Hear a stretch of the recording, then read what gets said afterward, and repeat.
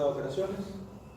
La preparación pulmonar, también dependiendo del caso, como hemos mencionado, serán ejercicios ventilatorios, serán nebulizaciones con solución salina, serán nebulizaciones con broncodilatador, será el uso de sus PUF que trae el paciente.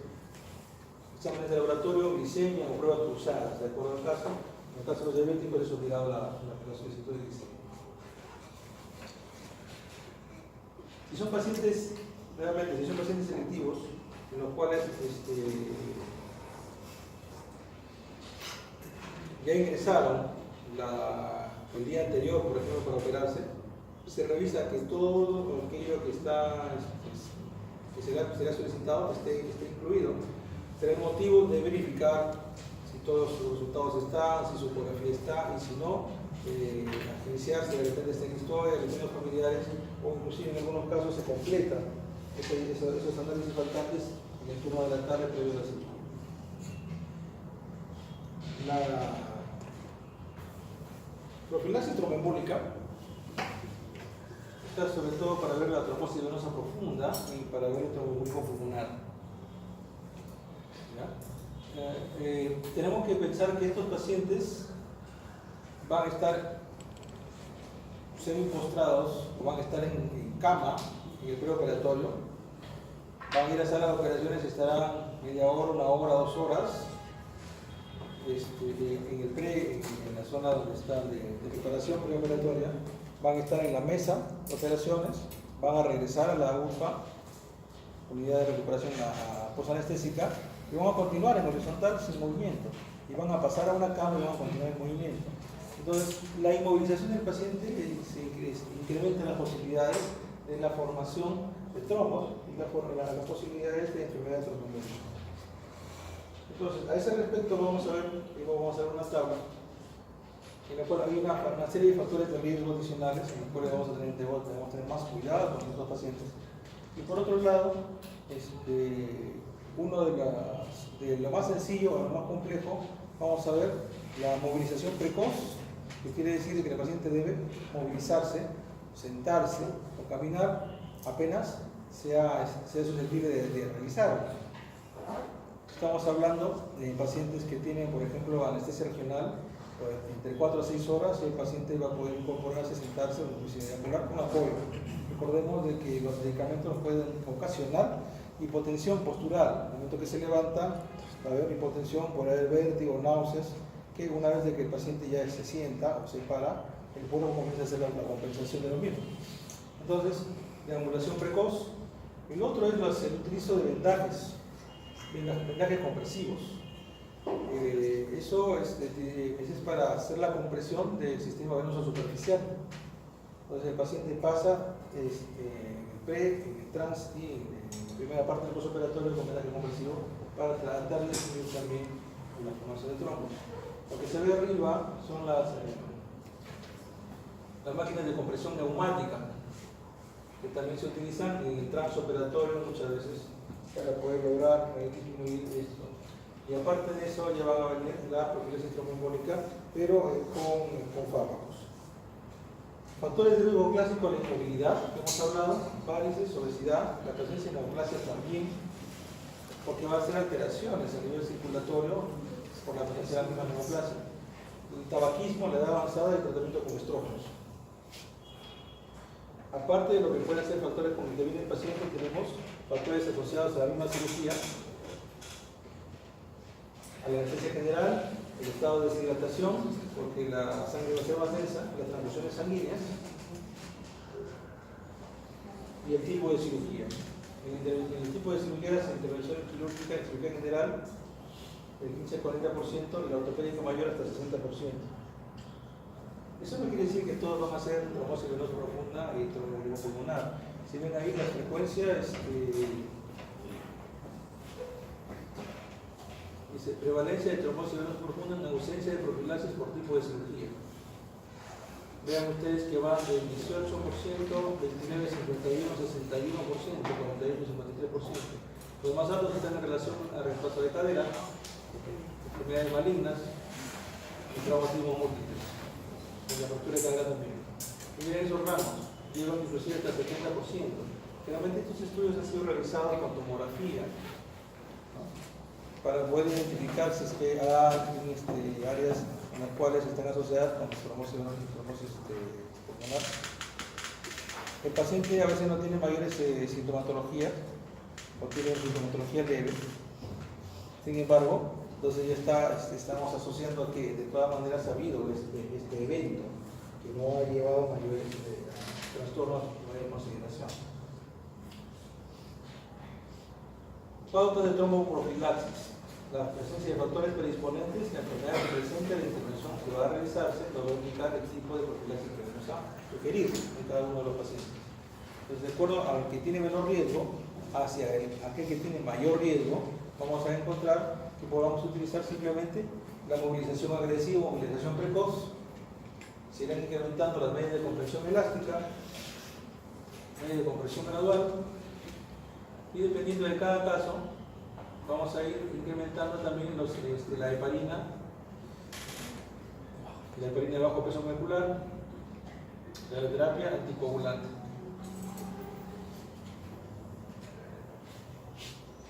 Acá arriba está en bajo riesgo, acá abajo está alto riesgo. Por ejemplo, en bajo riesgo dice cirugía menor en pacientes menores de 40 años sin factores de riesgo adicionales. Y vamos al otro extremo. Muy alto riesgo, cirugía mayor en pacientes mayores de 40 años con trombosis venosa profunda previa, cáncer o estado de hipercoagulabilidad molecular, artropatía de cadera o rodilla, cirugía por fractura de cadera, traumatismo grave, lesión de médula espinal. Entonces, esos son los extremos en los cuales vamos a tener que trabajar, y de acuerdo a eso es que se va a utilizar el tipo de profilaxis para el momento. ¿Qué me interesa de la preparación del paciente? El paciente tiene que venir aseado, un aseo mínimo. No necesariamente tiene que asearse con isodine, ¿no? O sea, ha habido estudios en los cuales se han aseado hasta con isodine y la verdad no he encontrado diferencia en relación a infecciones entre asearse con un antiséptico y asearse con jabón. Entonces, pero sí tiene que venir aseado.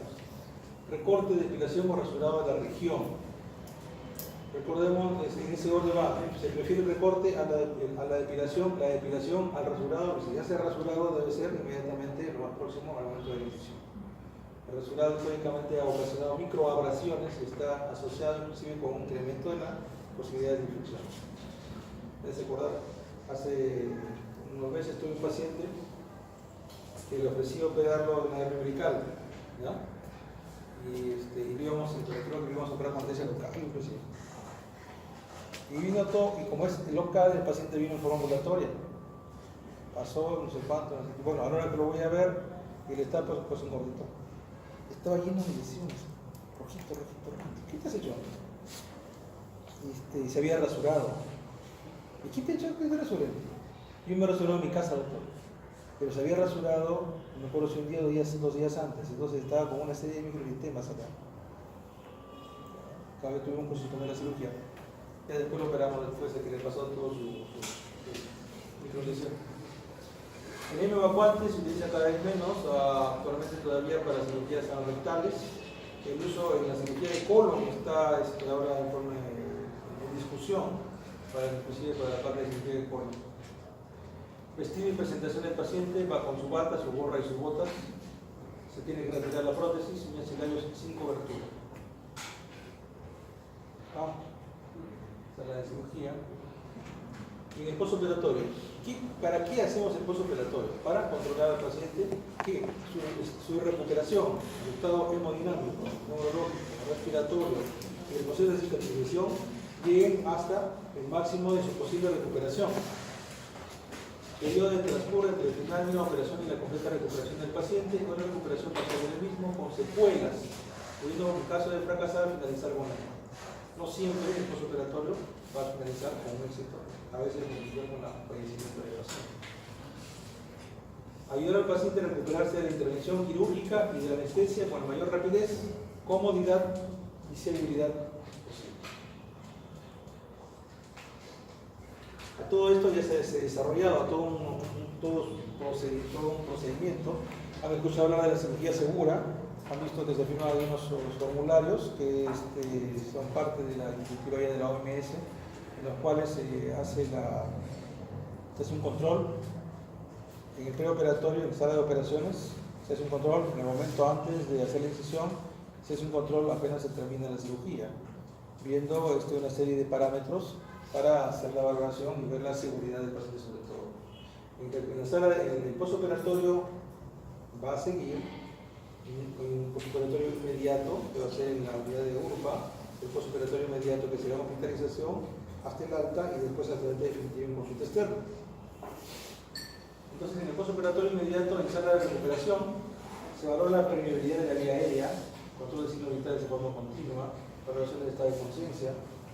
Se observa la presencia o ausencia de hemorragia, interna o externa, por los drenajes, por las heridas, por las ondas, por la boca, por el recto, por la orina. Hace poco comentamos que la variación de la frecuencia cardíaca va a ser el signo inicial cuando hay la presencia de hemorragia. Debemos tener cuidado porque un paciente que no está manejado adecuadamente el dolor, la presencia de dolor también va a incrementar la frecuencia cardíaca. Entonces, en el postoperatorio el paciente tiene que estar el dolor controlado para poder que la presencia de la frecuencia cardíaca sea un signo adecuado para pensar en algún tipo de sangrado. La respuesta diurética nos habla también del estado hemodinámico. Si son pacientes con los cuales se ha llevado a la cirugía media hora, una hora, no hay mucho problema. Recordemos que cuando los pacientes van a hacer cirugías en las cuales van a hacer 4, 5, 6 horas de duración, tendrán que ir con un catéter urinario para poder controlar el volumen a través de la diuresis. Es más, cuando son pacientes en los cuales ya van a hacer ese tipo de duración, o la lesión va a ser muy alta, aparte de lo que puede ser la zona fole, también se van a colocar catéteres venosos centrales o catéteres arteriales. Eso más se ve cuando son cirugías mayores, grandes, o cuando son cirugías cardiovasculares, por ejemplo, reemplazo de válvulas, reemplazo aortocoronario, catéteres Swan-Ganz o también su catéter arterial, para llevar una forma más cercana a los volúmenes que maneja el paciente. No olvidar que siempre tiene que haber un registro o un reporte operatorio. Ustedes son estudiantes, ya deben haber visto de que hay a veces el hábito, con el hecho del tiempo que siempre es corto, para uno como médico el tiempo siempre es corto. Sin embargo, hay cosas importantes como pueden ser los hallazgos o el procedimiento. De repente no tan prolijo, pero sí tienen que haber pautas específicas en relación a los hallazgos y el procedimiento. Cuando ya el paciente está operado, una de las cosas que de repente vamos a ver de inicio va a ser el reporte operatorio. Un paciente que está 2 días, paciente operado de vesícula que está en su primer día, no voy a tener mucho problema en ver que si tuve un paciente, ¿qué le operó usted, señora? Tiene 5 días, voy a pensar que ese paciente ha pasado algo, le dejó un DREN, ha sido un cuadro agudo, había algún problema en el transoperatorio, ¿no? Eso el tiempo postoperatorio también me va a dar una idea. ¿Y qué voy a revisar primero? Voy a revisar el reporte. ¿Qué voy a revisar? ¿Qué cosas le han hecho y qué han encontrado? Entonces es importante el registro adecuado del reporte operatorio. Cuando el paciente ya pasa a hospitalización, vamos a tener que salir con sus indicaciones. Hola, estoy en clase.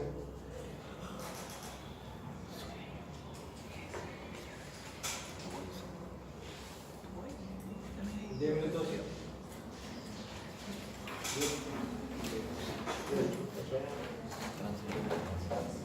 Entonces, ya tenemos actividad física. Actividad física se refiere a en qué momento vamos a hacer inicio del movimiento. Vamos a hacer reposo, o se va a dar una presión del cuerpo, o dentro de 6 horas hay deambulación con ayuda, etc. Dieta, inicio de alimentación. ¿Cómo se va a iniciar? ¿A las cuántas horas se va a iniciar la alimentación? ¿Qué tipo de alimentación? En forma general hablamos de dieta líquida, restringida, dieta líquida amplia, dieta completa. Hay otra, sin embargo, dependiendo del nivel de información que ustedes puedan manejar a nivel nutricional, pueden especificar el aporte, el volumen total de la dieta, pueden especificar el volumen en la cantidad de calorías globales, o pueden especificar el volumen de calorías de cada uno de los componentes, sean proteínas, carbohidratos o grasas. Eso ya depende del expertise que tenga uno. Habitualmente, dieta líquida amplia, dieta líquida restringida, dieta completa, dieta blanda, dieta hipocalórica o dieta baja, hiposódica o hipoglúcida, dependiendo de los pacientes. Control de signos vitales y balance hídrico será cada 6 horas, es lo habitual. Depende, tienen un paciente que les preocupa que haya habido sangrado y está hospitalizado, le podrán cada 4 horas. Y también dependiendo si es un paciente que está con sonda urinaria, sonda de tórax, sonda de transístico, pues interesará también el balance hídrico. Hidratación endovenosa, qué tipo de fluido le van a dar y en qué volumen. Pueden colocar el goteo o pueden colocar el número de horas porque van a pasar 24 horas. Analgésicos y antibióticos, dependiendo de cada caso, la medicación habitual, diabéticos, hipertensos y aspectos médicos legales. Ahí lo he puesto, creo que tengo atrás, la parte también de drenajes. Si tienen un drenaje nos interesará el volumen y las características del drenaje. Sí, que sea lineal, sea elástico, etc. En la evolución, que estamos pasando la visita, en la evolución vamos a ver la función cardiovascular. Primero, la función neurológica del paciente. Buenos días. Buenos días. Al momento de interactuar con el paciente vamos a notar si que está desorientado, si está ubicado, si responde adecuadamente, si hay algún problema en el habla. Cuando veamos al paciente, cuando se movilice, justamente tenemos que el paciente mismo, por ejemplo, se descubra, movilice para ver si hay algún tipo de alteración o restricción en el movimiento. Averiguaremos si ya se ha levantado en la cama, si ha sido miccionado, si ha hecho deposiciones, si está en o sea, vamos buscando las funciones biológicas. Las funciones, los signos vitales, los revisamos en la tabla de signos vitales, nosotros mismos tomarlos si tenemos dudas, ¿no? Y nos hace también una orientación para ver la parte cardiovascular. La función respiratoria también, vemos que el paciente ha presentado un problema de limitación, todo respiratoria, insuficiencia. Y en la parte de cirugía general nos interesa mucho la parte de función gastrointestinal y la tolerancia oral. Un paciente que ha sido operado de una hernia inguinal, no esperamos que tenga ningún problema de tipo digestivo. Sin embargo, un paciente que ha sido operado de algún problema digestivo, sea estómago, sea colon, sea vesícula, ya la manipulación, la zona de la manipulación y el acceso a la cavidad abdominal va a generar algún tipo de hilio. Mientras la cirugía es más agresiva, más extensa, la herida es más grande, el hilio va a ser más prolongado, que puede ser de 12 horas, 24 horas, generalmente hasta 3 días se puede considerar que pueda tener un paciente con hilio postoperatorio. Vamos a buscar la presencia de náuseas o vómitos, si hay distensión abdominal, la presencia de ruidos aéreos y distensión de flatos. Estamos buscando evidencia de que ese intestino esté funcionando adecuadamente. Si no hay náuseas, no hay vómitos, hay ruidos, no hay distensión y está eliminando flatos, quiere decir que está funcionando como un tren, va y enderezando. Entonces ya se puede iniciar la vía oral. Nos interesa también la función renal, la diuresis, la función neurológica y la conciencia, que se va evaluando conforme se interactúa con el paciente. Pero ¿qué problemas podemos tener en el postoperatorio? Fiebre, dolor torácico, hipoxemia, hipotensión, arritmia, hipertensión, podemos tener sepsis, sangrado o tromboembolismo. Las complicaciones no nos van a avisar. Un paciente va a estar con una etiqueta acá que yo me voy a complicar. Entonces tenemos que estar pendientes de las variaciones que pueden ser en los signos vitales. Si tengo un paciente que está taquicárdico, tengo que buscar la causa. Si tiene taquimia también. Si ha hecho aumento de la temperatura también. Recordemos que muchas veces en muchos establecimientos se toma la temperatura axilar, pero esa no es la temperatura central. La temperatura axilar tenemos que aumentarle 0.5 para considerar si de repente está haciendo fiebre o febrícula o no. Entonces, inclusive los pacientes en los cuales se consideran cirugías selectivas o ya que son procedimientos convencionales en los cuales no se espera que haya problemas, pueden presentarlos. Recuerdo, un paciente que estaba pasando visita, pues, y la presentación de casos, ¿no? Entonces había varios asistentes, había los residentes y había internos y alumnos. Y uno de los pacientes presentaba a un paciente como un paciente posoperado, una colecistectomía el día anterior, que sin incidentes, en los cuales se ha pasado la función. Iba notando la gente que el paciente estaba pálido, estaba sudoroso. En el momento de descubrir el abdomen al paciente, el abdomen estaba extendido. En el momento de retirar la gasa, había sangrado desde la misma herida, ¿no? Se le toma la presión, el pulso estaba taquicárdico, estaba hipotensión, un paciente que había hecho una hemorragia intraabdominal a partir del lecho vesicular. Una gotita que va goteando desde el día anterior, si hubiera salido junto a las 2 de la tarde de sala de operaciones, hasta el día siguiente a las 7 de la mañana, entonces había ido goteando. Nadie se dio cuenta, nadie lo percibió.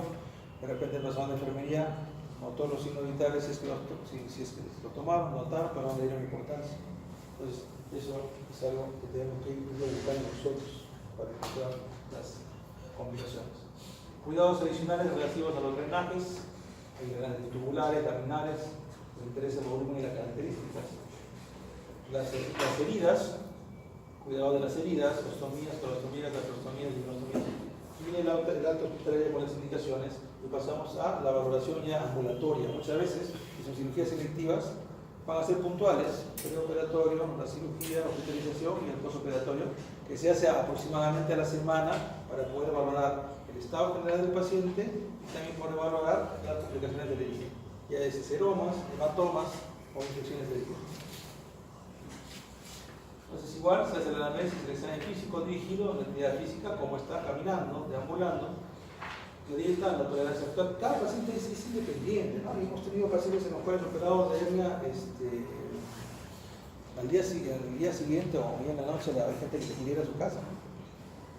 Doctor, ¿ya me puedo ir de alta? No, señor, voy a quedarse esta mañana. Yo me siento mejor, doctor, mire, ya me puedo mover, etc. ¿Por qué? Porque tienen hijos pendientes o tienen trabajos, sus negocios pendientes, están en servicio. En cambio, después había otro, por ejemplo, un muchacho que lo operamos de una hernia inguinal y pasa la semana y lo veo que entra así, ¿no? Que tenía dolor, no quería que estirarse porque se le vaya a romper algo, no sé cuándo, ¿no? Te hace pensar, bueno, si lo ves así, a ver, pasa, recuéstate, vamos a revisarte, ¿no? La herida estaba bien, no había secreción, no había equimosis, no había abultamiento, no había fluctuación. ¿Qué pasaba? A ver, enderezate. Para paradito, vaya de paradito. Es muy variable, pero siempre tenemos que tener un poco de índice de sospecha para pensar que de repente puede haber algo.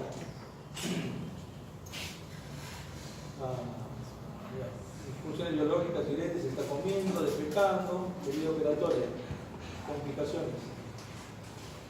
A esto, por ejemplo, dice, a ver, pasa, ¿cómo estás? Yo estoy muy bien, doctor.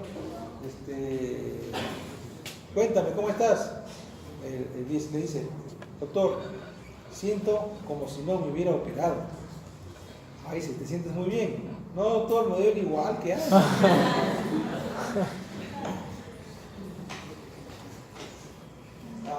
Existe el síndrome de post-colecistectomía, por ejemplo, y en algún momento en el cual no teníamos mucha proximidad en la parte endoscópica o la parte ecográfica limitada, todos los pacientes que tenían permanencias postoperatorias le llamaban síndrome de post-colecistectomía. Sin embargo, muchos de esos pacientes han tenido problemas de dispepsia por otro origen: esófago, duodeno, gástrico, pancreático, ¿no? Poliomelitis.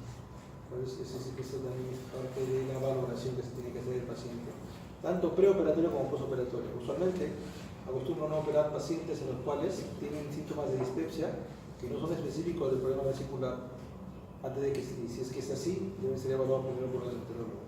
Y si encontramos que son pacientes que tienen dispepsia o por los síntomas tienen dolor epigástrico, ardor, tipo ardor epigástrico, ¿no?